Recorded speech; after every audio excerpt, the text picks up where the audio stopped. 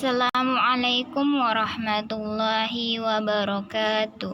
Alhamdulillah kita masih diberikan oleh Allah nikmat sehingga kita masih bisa belajar pendidikan agama Islam.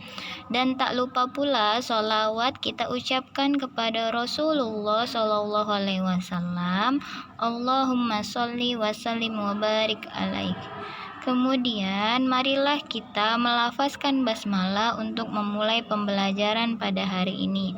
Bismillahirrahmanirrahim. Pada hari ini kita mengulang materi di bab 5, yaitu meneladani perjuangan Nabi di Madinah.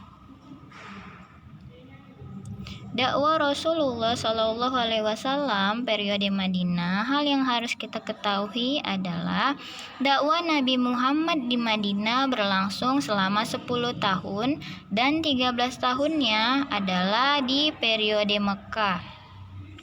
Materi dakwah di Madinah selain 89 surah yang turun di Mekah, juga ada 25 surah yang turun di Madinah. Kemudian isi materi surah yang turun di Madinah adalah masalah sosial kemasyarakatan, sedangkan yang turun di Mekah adalah mengenai tauhid.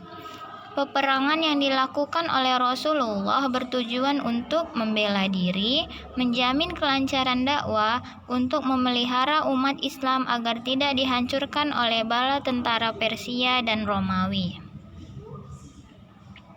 Usaha-usaha Rasulullah dalam mewujudkan masyarakat Islam yang pertama adalah membangun masjid, di mana masjid ini difungsikan sebagai sarana pembinaan umat Islam di bidang akidah, ibadah, dan akhlak. Sarana ibadah khususnya sholat 5 waktu dan Jumat, tempat belajar dan mengajar tentang ajaran Islam, tempat pertemuan untuk menjalin persaudaraan, dan sebagai sarana sosial. Usaha yang kedua adalah mempersaudarakan antara kaum muhajirin dan ansor. Kaum muhajirin adalah kaum yang ikut hijrah dari Makkah ke Madinah, dan ansor adalah kaum yang ada di Madinah, yaitu Hamzah bin Abdul Muthalib, paman Nabi, dengan Zaid bin Haris, Abu Bakar dengan Kharizah bin Zaid, Utsman bin Affan dengan Aus bin Sabit, Umar bin Khattab dengan Itban bin Malik al-Hazraji, Abdurrahman bin Auf dengan Sa'ad bin Rabi. Yang ketiga, perjanjian saling membantu antara umat Islam dan non-Islam. Lalu meletakkan dasar-dasar politik, ekonomi, dan sosial yang islami demi terwujudnya masyarakat madani. Piagam Madinah berisikan yang pertama, setiap golongan dari ketiga golongan penduduk Madinah memiliki hak pribadi, keagamaan, dan politik. Setiap individu penduduk Madinah mendapat jaminan kebebasan beragama. Seluruh penduduk Madinah yang terdiri dari kaum muslimin, Yahudi, dan orang-orang Arab yang belum masuk Islam sesama mereka hendaklah saling membantu dalam bidang moral dan material.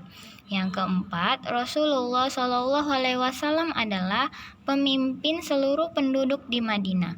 Segala perkara dan perselisihan besar yang terjadi di Madinah harus diajukan kepada beliau untuk diadili sebagaimana mestinya menurut hukum Allah dan Rasul-Nya. Perjuangan dakwah Nabi Muhammad menghadapi ancaman dari banyak pihak seperti orang-orang musyrik Quraisy dan sekutu, Yahudi yang berkhianat, dan tentara Romawi. Ancaman itu telah melahirkan peperangan baik Ghazwa maupun Sariyah. Peperangan Ghazwa adalah peperangan yang diikuti oleh Nabi Muhammad SAW, dan ini terjadi 26 kali. Sedangkan peperangan Sariyah adalah peperangan yang tidak diikuti oleh Nabi Muhammad SAW, dan ini terjadi sebanyak 38 kali. Beberapa peperangan Nabi Muhammad SAW. Yang pertama, Perang Badar yang terjadi pada tanggal 17 Ramadan 2 Hijriah. Ini terjadi di Badar, 125 km dari Madinah ke arah selatan. Dan ini adalah perang pertama yang terjadi antara umat Islam dengan orang-orang musyrik Quraisy, di mana kita mengetahui bahwa dengan pertolongan Allah Subhanahu wa taala, umat Islam memenangkan pertempuran ini yang dimana jumlah pasukan muslim lebih sedikit daripada jumlah lawannya.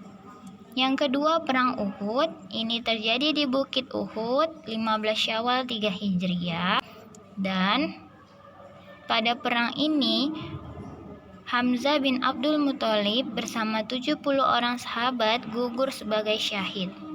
Pasukan ini dipimpin oleh Rasulullah SAW.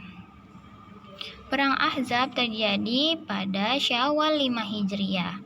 Kemudian perjanjian Hudaybiyah Zulqa'dah 6 Hijriah, pembebasan kota Mekah atau Fatu Mekah Ramadan 8 Hijriah, Perang Tabuk pada Rajab 10 Hijriah, dan Haji Wada atau Haji Perpisahan. Ini berisikan rombongan haji berjumlah 114.000 orang dan berangkat ke Mekah pada tanggal 25 Zulqa'dah 10 Hijriah. Dan pada waktu Haji Wada ini Rasulullah telah menuntaskan bagaimana tata cara haji. Contoh kedermawanan Rasulullah dan para sahabat. Yang pertama, Rasulullah telah dijelaskan dalam hadis riwayat Bukhari. Lalu Abu Bakar dengan kebaikannya yang tercatat 2 kali menginfakkan semua harta yang dimilikinya untuk membiayai dakwah Islam, diikuti dengan Utsman bin Affan dan Ulbah bin Zaid. Nah, tugas abang dan kakak-kakak soleha, kerjakan pilihan berganda, tulis jawaban dan pernyataan jawabannya saja. Sekian materinya, pengulangan untuk bab 5. Semoga bermanfaat dan ustazah minta maaf dengan segala kesalahan dan kekurangan ustazah. Wabillahi taufiq wal hidayah. Assalamualaikum warahmatullahi wabarakatuh.